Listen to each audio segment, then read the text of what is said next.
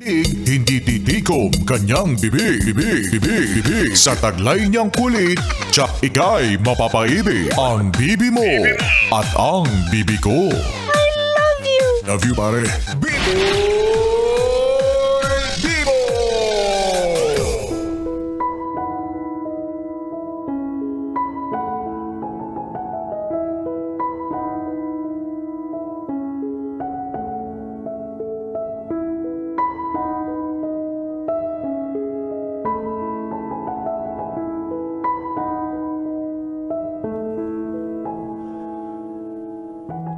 Bibi, naranasan mo na bang maiwan?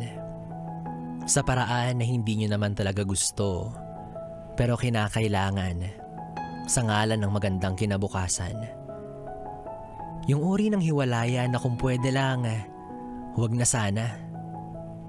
Kaso magandang buhay yung inaasahan yung maipanalo, kapalit ng malungkot na pusta.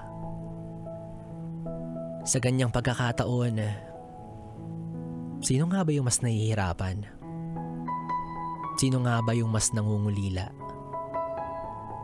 Yung maiiwan? O yung lilisan? Pero kahit sino pa man, alam nyo sa isa't isa na magiging mahirap yung karanasan.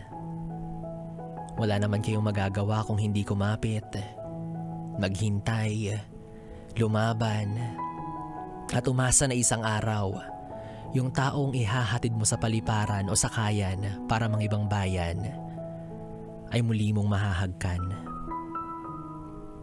Paalis pa lang siya pero yung pagbabalik na niya yung hinihintay mo. Normal naman na maramdaman mo yan. Kasi nagmamahal ka ng totoo at lubusan. Pero sa ngayon, habang wala kang magawa, habang nangungulila, ang pinakamagandang bagay na pwede mong gawin ay ang ipanalangin siya. Nabigyan sana siya lagi ng lakas ng pangangatawan, tibay ng loob, talas ng isipan, at ligtas na pakikipagsapalaran.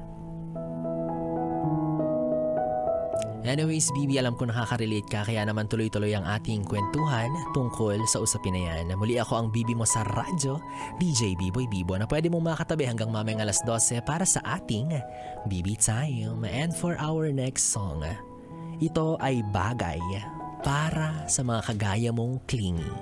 Kaya naman here's Air Supplies, Having You Near Me, hatid sa'yo ng istasyong No Problem, ang 101.1 Yes FM.